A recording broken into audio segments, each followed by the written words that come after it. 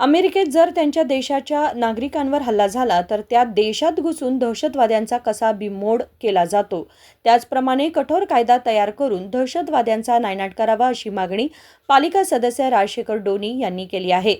शुक्रवारी बेळगावमध्ये KMM मराठीशी बोलताना त्यांनी सांगितले की पहलगाममध्ये हिंदूंची हत्या झालेली घटना अत्यंत निषेधार्ह आहे.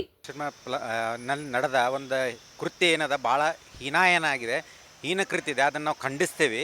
ಇದು ಒಂದು ಜನರಿಗೆ ಅಲ್ಲಿ ಎಂಜಾಯ್ ಮಾಡ್ಲಿಕ್ಕೆ ಹೋದವ್ರ ಮೇಲೆ ದಾಳಿ ಮಾಡಿದ್ದಾರೆ.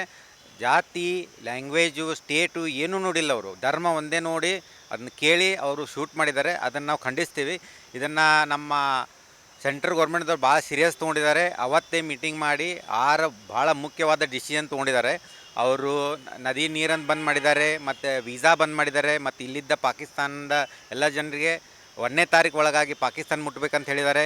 ಮತ್ತು ಈಗಾಗಲೇ ತಾವೆಲ್ಲ ವಿಡಿಯೋ ನೋಡಿರ್ಬೋದು, ಎಲ್ಲ ನಮ್ಮ ಮಿಲಿಟ್ರಿ ವೆಹಿಕಲ್ಗಳು ಕಾಶ್ಮೀರದತ್ತ ದಾಪುಗಳು ಹಾಕ್ತಾ ಇದ್ದಾವೆ. ಇದು ಒಂದು ಅವರು ಮೊನ್ನೆ ಮೋದಿಯವರು ಹೇಳಿದ ಪ್ರಕಾರ ನಾವು ಇದನ್ನು ಬಿಡೋದಿಲ್ಲ. ಇದನ್ನ ನಾವು ಆ್ಯಕ್ಷನ್ ತೊಗೊಂಡು ಏನು ಹತ್ಯೆಯನ್ನು ಮಾಡಿದಾರ ಆ ಜನರನ್ನು ಹಿಡಿದು ಅವ್ನ ಅಲ್ಲೇ ಖಲಾಸ್ ಮಾಡ್ತೀವಿ ಅಂತ ಹೇಳಿದ್ದಾರೆ. ತಾವೆಲ್ಲರೂ ಅದನ್ನು ಭಾಷಣ ನೋಡಿರ್ಬೋದು ಮೋದಿಯವ್ರದ್ದು. ಅದನ್ನು ಮಾಡಬೇಕಂತ ತಮ್ಮಲ್ಲಿ ಎಲ್ಲರೂ ಕಳಕಳಿ ಮಾಡ್ತೀನಿ. ಮತ್ತು ಇದನ್ನು ನಾವು ಖಂಡಿಸ್ತೀವಿ. ನಮಸ್ಕಾರ.